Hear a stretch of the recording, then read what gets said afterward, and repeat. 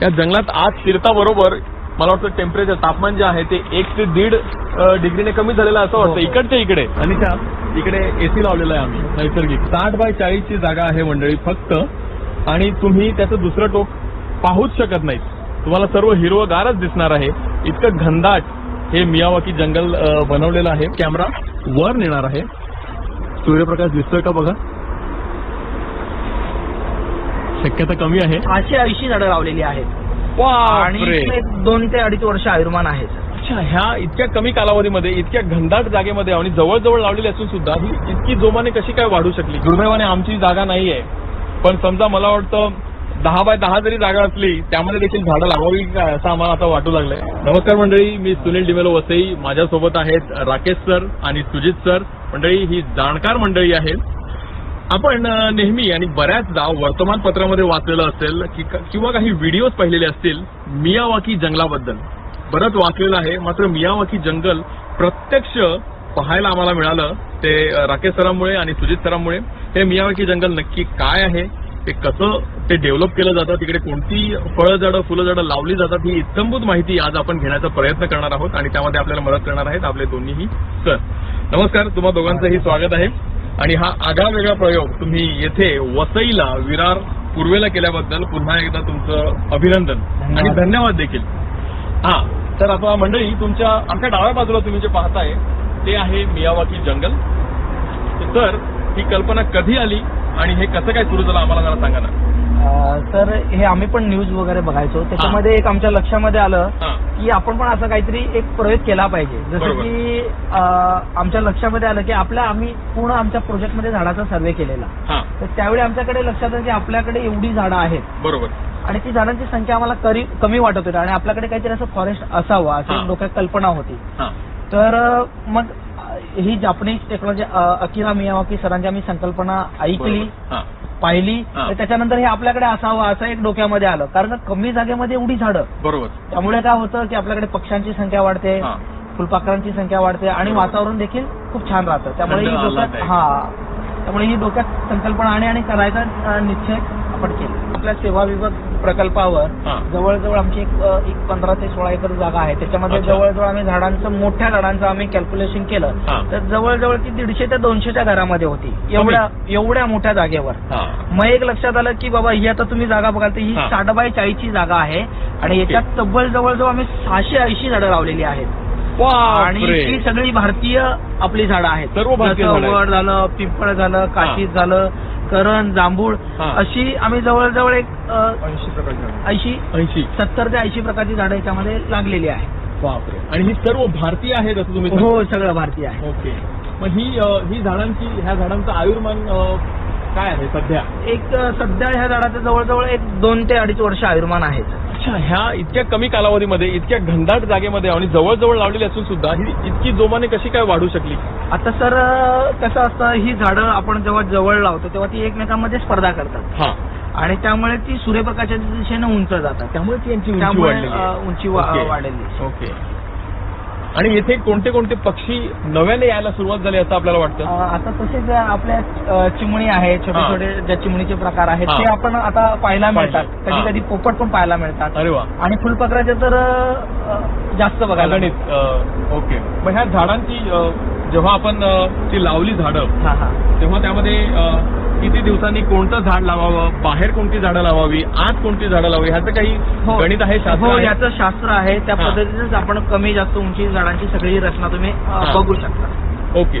मग ही झाडं एकदा लावल्यानंतर तुम्ही त्यांच्या पद्धतीने वाढू दिलं की त्याला काही खत पाणी घातलं की अजून काही केलं? आता सुरुवातीला फक्त आम्ही शेणखताचा त्याच्यामध्ये लेअर दिलेला आणि जमीन ही आमची भुसभुशीत असल्यामुळे आम्ही काही जास्त त्याच्यावर मेहनत नाही घेतली. तर तुम्ही बघाल तर आम्ही फक्त सुरुवातीला पाणी हवंय त्याला म्हणून एक ड्रिपची अरेंजमेंट तुम्ही आता बघू शकता. ही ड्रिपची अरेंजमेंट आम्ही केलेली आहे. इकडे ड्रिपिंग सिस्टम केलेली आहे. पण ही साधारणतः आम्ही आता पहिल्या वर्षी चांगल्या पद्धतीने चालवली आणि त्याच्यानंतर एक नॅचरली पद्धतीने वाढवतो. आता जसं तुम्ही बघाल बायोमास किती पडलेला आहे. बरोबर. त्याच्यामुळे काय होतं, हा ओलावा चांगला टिकून राहतो. बरोबर.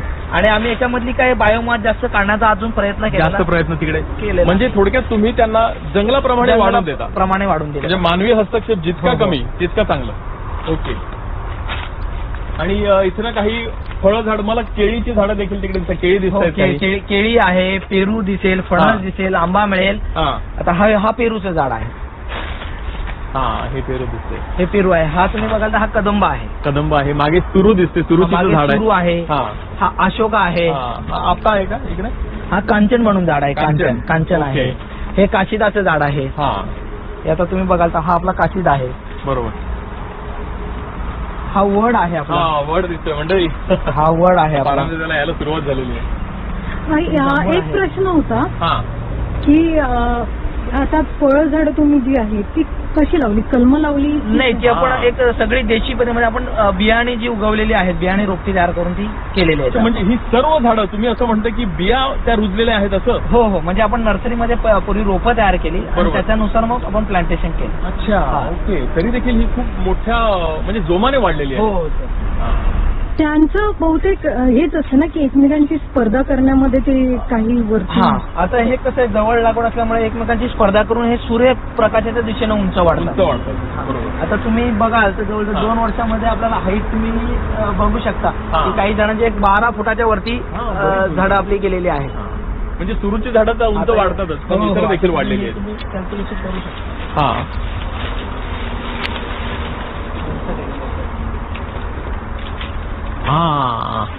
हे झाड देखील उंच आहे, त्यासोबतच हे देखील. बापरे, म्हणजे ही 2 वर्षांची झाडं आहेत असं वाटत नाही. अरे आतमध्ये येता बरोबर मंडळी, त्या जंगलात आत फिरता बरोबर मला वाटतं टेम्परेचर, तापमान जे आहे ते 1 ते 1.5 डिग्रीने कमी झालेलं असं वाटतं. इकडचे इकडे अनिशा वगैरे आणि बाकी सर आपले तिकडे उभे आहेत. अनिशा, इकडे एसी लावलेला आहे आम्ही नैसर्गिक. ये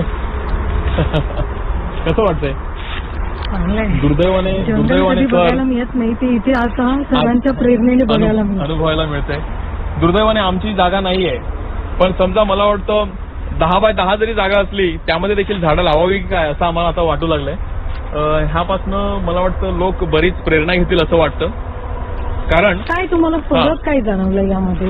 याच्यामध्ये मॅडम जे तुम्ही बघाल ते पशु पक्षी आणि सगळं वाढतं, पण जो इथला क्लायमेट आहे तो क्लायमेट पण तुम्हाला एकदम आल्हाददायी गारवा देऊन जातो. बरोबर. आणि एक फ्रेशनेस म्हणा, नेहमी तुम्ही इकडे आल्यानंतर एक पॉझिटिव्ह एनर्जी मिळते.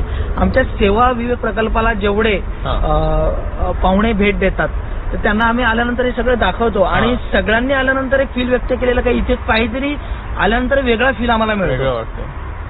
म्हणजे गारवा म्हणाल किंवा एक त्यांना पॉझिटिव्ह एनर्जी वाटतं. इकडे ऑक्सिजनचं प्रमाण देखील जास्त असावं कदाचित. हो, नक्कीच सर. मी काय, आपण काही तज्ञ नाही आहेत, पण असं वाटतं, वेगळं वाटतं इकडे, आल्हाददायक असं वाटतंय. तर मी सांगत होतो की ह्यापासनं मला वाटतं लोक प्रेरणा घेतील. कारण सध्या काय होतंय, बरेच लोक नोकरी करतात, धंदा करतात, शेती कमी झालेली आहे, पण त्यांना झाडांची आवड आहे. तर त्यांच्याकडे समजा छोटीशी जरी जागा असेल आणि तुम्हाला जास्त त्याची निगा देखील लागत नाही तर ना, तुम्ही झाडं लावा, त्यांना त्यांच्या पद्धतीनं वाढवू द्या. बरोबर. वा. तर मला वाटतं मंडळी तुमच्यापैकी काही लोकांनी ह्यातनं प्रेरणा घेतली तर आम्हाला आनंदच आहे, नाही का सर? बरोबर. इथे म्हणजे आपला पालापाचोळा असल्यामुळे आपली जी जमिनीचा पोत आहे तो पण सुधारला. हो. आता हे जमिनीत पालापाचोळा आम्ही त्याच्यातच हे करतो, त्याच्यापासून ते झाडाला जे बायोमास पाहिजे ते सगळं ऑटोमॅटिक मिळेल. त्याने जसं तुम्ही स्टॉक आपण तिकडे बघितली मल्चिंग, हा एक मल्चिंगचाच प्रकार आहे. नॅचरली मल्चिंग त्याला ती होऊन गेली, त्याच्यामुळे काय होतं की त्याला सगळ्या गोष्टी टिकून होतात आतमध्ये. आणि त्याला हवं ते मिळतं सर्व तिकडच्या तिकडेच मिळतं. ओके, वा.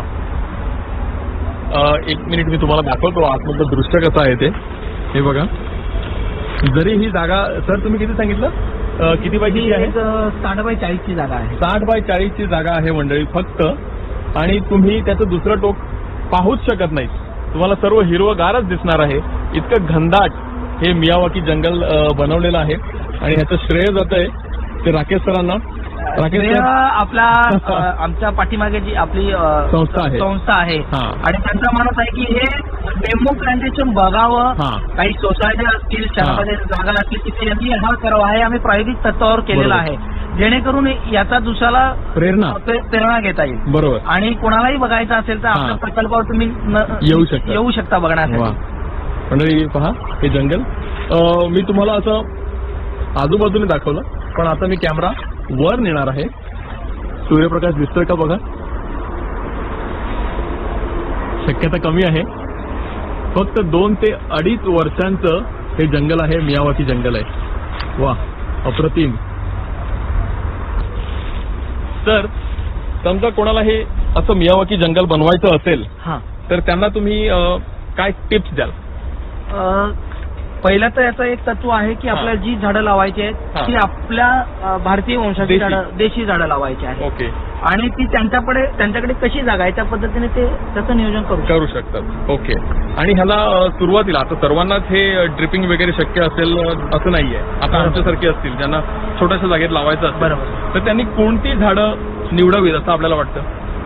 त्यांनी शक्यतो अशी जसं की फळझाडं पण ते काही निवडू शकतात. हा. आणि तुम्हाला फॉरेस्टची आहेत जसं की करंज आहे, हा. कडुनिंबा आहे. हा. सोसायटी किंवा घर म्हणाला की आपल्याला त्याचं शुद्ध वातावरण पाहिजे. बरोबर. त्यानुसार जास्तीत जास्त त्या पद्धतीची झाडं आपण लावू शकतो. हा.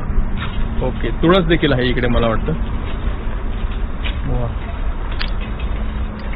हे कोणतं झाड आहे सर? आणि हे त्या जंगलाचा भाग आहे का? नाही हे मोठं दिसतंय. नॅचरली होतं त्यामुळे आम्ही काही ते कडेवर आहे, त्याला हात लावला नाही. बरोबर. तर ही झाडं लावताना कोणती काळजी घ्यावी, किती अंतर असावं ह्याविषयी आम्हाला जरा सांगा ना. तर आता तुम्ही आपल्याकडे लागवड बघाल तर ही हा. 2x2 वर लागवड तुम्हाला दिसतात. तर तुम्हाला ओके. हा स्टेम दिसेल हा. आणि हा स्टेम दिसेल. बरोबर. आणि आम्ही एका लाईनीमध्ये लागवड केलेली तुम्ही बघू शकता. हा. याच्यामध्ये विविध म्हणजे त्याच्या पद्धतीने करू शकतो. पण आम्ही 2x2 ही लागवड आम्हाला एक आवडली आणि त्या हा. पद्धतीने आम्ही करायचं डिसिजन घेतलेलं हे तुम्ही बघू शकता. मग ही सर्व झाडं एका ओळीत लावलेली आहेत. हो, एका ओळीत लावलेली आहेत. तुम्ही ओके. बघाल जेणेकरून काय एक झिकझॅक पण लावू शकता. मग त्या घुसण्यासाठी कधी काय आपल्याला असेल हा. तर प्रॉब्लेम तर मग आम्ही एका बरोबर. सरळ याच्यामध्ये आपण घेतलेली आहे. समजा गरज पडली तर जाऊ शकतो. हो, जाऊ शकतो. ओके. आणि मोठी झाडं बाजूने लावायची आतमध्ये त्याचा असं एक काही प्रकार आहे अप डाऊन अशी झाडं. तर त्याची ती सगळी सांगता आपल्याला थाकता आली पाहिजे. आता तुम्ही हा. याच्या बाजूला बघाल तर हे रुक्मिण म्हणून झाड आहे. छोटा आहे. हे छोटं आहे, सुरू मोठं आहे. हा. त्याच्यानंतर तुम्ही याच्या बाजूला बघाल तर हे अर्जुन आहे. हा. अशा पद्धतीने आम्ही त्याची ही रचना केलेली आहे. अच्छा, ओके. अप डाऊन रचना हा. केलेली आहे. तसंच मध्ये पण केलेलं आहे हो का? हो, सगळ्या पद्धतीने ते एक प्रकार आहे. त्या पद्धतीने हा. आम्ही त्याचा पूर्ण बॅलन्स केलेला आहे सगळं. अच्छा, म्हणजे ही देखील काळजी हो, समजा ती कोण करत काळजी. असेल तर त्यांनी ही घ्यायला हवी. घ्यायला हवी. ओके. सुजित सर या ना. मंडळी, आज सुजित सर आणि राकेश सर ह्यांनी आम्हाला मियावाकी जंगलाबद्दल इतकी बहुमोल माहिती दिली आणि मला वाटतं ह्यातनं आपल्या सर्वांनाच मला वाटतं प्रेरणा मिळेल असं वाटतं.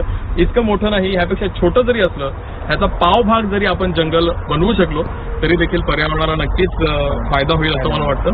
मंडळी, आजचा व्हिडिओ तुम्हाला आवडला असेल अशी आम्हाला आशा आहे. जर आवडला असेल तर चॅनलला सबस्क्राईब करा आणि ते घंटीचं बटन देखील दाबा. बाय बाय मंडळी.